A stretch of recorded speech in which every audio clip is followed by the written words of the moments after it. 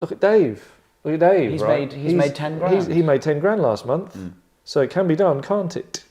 And you go, yeah, buy his ebook. It's really good, and also buy mine now about how to do this slightly differently. Okay, cool. I'm building a competitor. Oh no, I've got 50 million in the bank.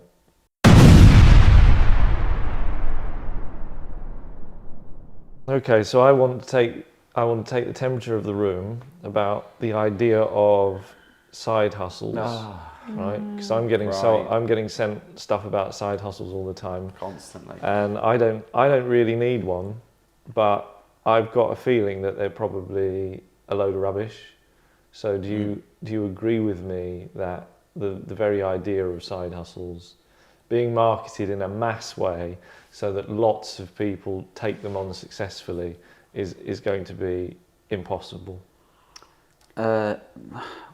I guess it's just an infuriating reflection on usually creatives not being paid enough in the industry that they want to work in. So having to do work that they don't want to do, which then in turn takes time away and energy away from the work that they do want to do.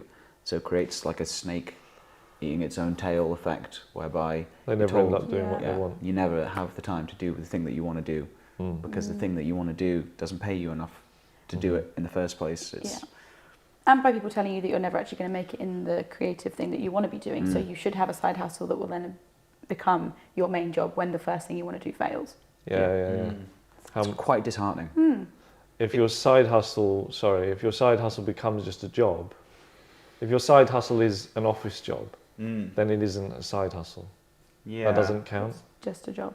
And if you're employed to do it, I don't know if that's classified as a hustle. No. I would never call a side hustle because that makes it's been marketed that way because it's like a fun, funky job. You're being clever. You're being tricky. That you have to do. Yeah. You know.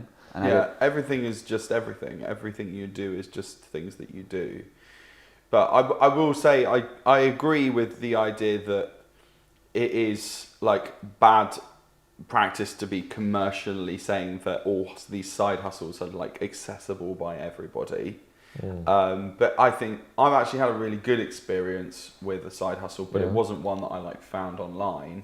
Because when I was working on Coronation Street for all those years, I was approached by a friend, and he said he had a lot of success with foot pictures. Foot pictures. Yeah. So I started doing foot pics. You? Yeah. But I would do them with put beer on them because when we're in the Rovers. Pouring beer on your foot. Yeah, like Coronation Street themed foot pics and people. How much would you make off a foot pic of you? It was about £7 a photo, and then about £15 a video. That's really low. But we were doing big numbers. We were doing like 6, 7 a week. And this was before OnlyFans, so you couldn't. This was. You wouldn't do it. Market saturated now. Really. I don't think you could do it now. There was just like it was just like a website with just one page. Yeah. And then you would just email them. Beer rolling off a foot. Yeah. Well, I mean, if we were to define that, I mean, that kind of, yes, if you have a job and then you do that, and that is a side hustle. If we were to define what a side hustle is, in my mind, it is something that a person creates entirely for themselves. So it didn't exist, and they did a thing, and now it does. It doesn't rely on anyone else doing something. I mean, they might, if it becomes a big deal, they might employ someone themselves to kind of help with the minutiae of it. But it's their thing. They're not employed by anybody to do it, because that doesn't. I don't think that counts. I think that's certainly the ideal. Like a hobby that kind of turns into something that might make you money on the side. Yeah. Well, it has to make you money because But then now it's like, be an actor and work in a bar. You've got a side hustle. Well, nice. You're grinding. That's just such a. That doesn't count. You've got two. You've got two jobs. Yeah. You're thinking about these like e-commerce, middle sales hustles. Or like Etsy sellers who are like, I've just found out I'm amazing at woodwork, so I'm gonna. Yeah, but like one removed from that. So like you find a product. Yeah, you're the middleman. That you find a product from China, and then you put it on Amazon, and then you don't have anything to do with it. It's all shipped directly to the person, but you're the person in the middle, like selling it and making like siphoning a small bit off the top, which in reality just like is like not sustainable, but is apparently the cure to everyone's side hustle dreams. I know people that like shop in charity shops and then sell those clothes on stuff like Vinted and eBay, and I think that make a good whack. That's kind of a side hustle, but Yeah. how long? I mean, that to me sounds like to do it at scale. I mean, to make like significant amount of money. Sounds exhausting. That sounds like a full-time job. It's like Vinted. What do they do with the rest of their time? I mean, are they just so they've got an office job, and they also do the Vinted thing. Yeah. You're like, when do you sleep? Because if you're doing the Vinted thing, and you're making like £100 a month, which is obviously not very much. Yeah. Then fine, because you're probably just sourcing a couple of dresses in the month and you've sold them. But if you want to make £5,000 a month from Vinted, which to my mind would be a successful side hustle. You're gonna have to be shopping. The more the side hustle grows, the more of your life it's going to take, and eventually it's going to be something that is going to be really full on. You need to quit your main hustle. The main hustle needs, because I would finish dinner, and then I would just say to my ex-wife, I'd say, I'm just popping upstairs to do the foot pics. I'd do an hour. I'd do loads in different backdrops. I'd come back down. It was done. It's handy that you had such attractive feet, really. That people wanted to buy. It actually turned out it was really uncost effective because I was having to have so many pedicures. Yeah, okay. Well, is there a market for like gross feet out there as well? Because some people, there must be, right? Some people are into some weird shit. It's a smaller niche. I think, especially with like influencers and stuff, like, is it being an influencer a side hustle? People go to like their main job and then do like they love to think fashion. They love to think that, don't they? It's like it's been glamorized having a side hustle. You have to be across everything. You have to be doing everything. Do you know what I liken it to? And this is using a bit of history, but you know how the 19th century gold rush. You've heard of the gold rush out in the old the Wild West, right? And why did people go there, right? So they went there going, oh, if I can find some golden nuggets, I'll buy some land, and I'll find some golden nuggets, and then I'll sell the golden nuggets and buy some more land with that, and then I get rich. And obviously, even though there was gold there, it wasn't a lie, there was actually gold there, the amount of people who were able to do that was vanishingly small. However, the people that did make money, the true side hustlers of the day, were the people who were selling the pans and the shovels. Because everybody needed a shovel, everybody needed a pan. And to go, oh, well, we've got them. And so they'd be selling them, and they'd be like, oh, right, well, fine, well, we're not looking for gold. Yeah. We don't need to find gold, we just need to keep making shovels. And that's the people that made hand sanitizer in COVID. Yes, Problem was they were already gigantic multinational corporations.